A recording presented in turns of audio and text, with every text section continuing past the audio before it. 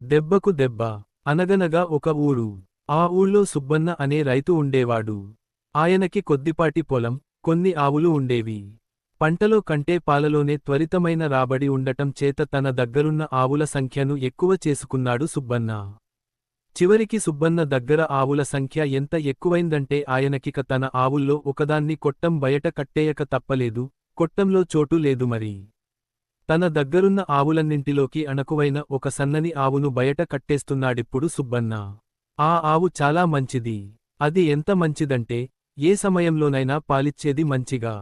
దూడను వదలాల్సిన పనికూడా లేకుండానే పాలిచ్చేంత సాధువైన ఆవు అది. సుబ్బన్న దగ్గర ఒక మంచి కోడిపుంజు కూడా ఉండేది. రోజూ ఇంకా తెల్లవారకుండానే అది తన గంభీరమైన కూతతో వీధిలోని వారందర్నీ నిద్రలేపేది. ప్రతిరోజూ ఆ కోడిపుంజు కూసే మూడవ కూతకు సుబ్బన్న మేలుకొని పాలు పిండటానికి కొట్టంలోకి పోయేవాడు. సుబ్బన్న దినచర్యను గమనించిన పక్కింటామె, పిసినారి పుల్లమ్మ కు ఒక దురాలోచన వచ్చింది. ఇక ఆమె రోజూ తొలి కోడి కూతకే మేలుకోవడం మొదలెట్టింది. లేచిన వెంటనే గబగబా సుబ్బన్న దొడ్లోకి పోయేది.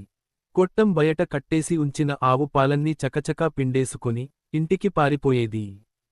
పాపం, మూడో కోడికూతకు మేలుకొన్న సుబ్బన్న దొడ్లోకి పోయి చూస్తే బయట కట్టేసిన ఆవు పాలిచ్చేది కాదు.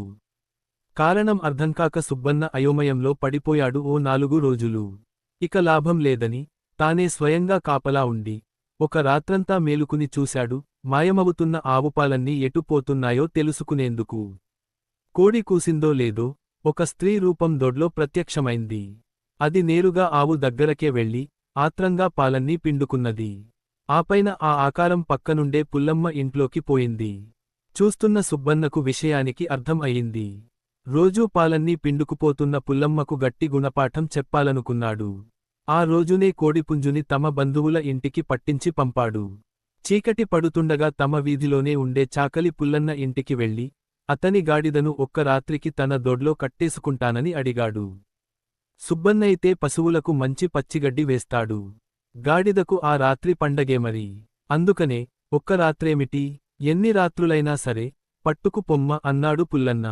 ఇక సుబ్బన్న రోజూ కొట్టం బయట ఆవును కట్టేసే స్థానంలో ఆ గాడిదను కట్టేసి దానికి బాగా పచ్చిగడ్డి వేశాడు. దొరక్క పచ్చిగడ్డి దొరకడంతో కడుపుబ్బేట్టుగా తిన్నది ఆ గాడిద. చీకట్లో ఎవరైనా చూస్తే దాన్ని ఆవే అనుకుంటారు. అన్నీ అమర్చిన తరువాత సుబ్బన్న ఒక మూలగా చోటు చూసుకుని హాయిగా నిద్రపోయాడు.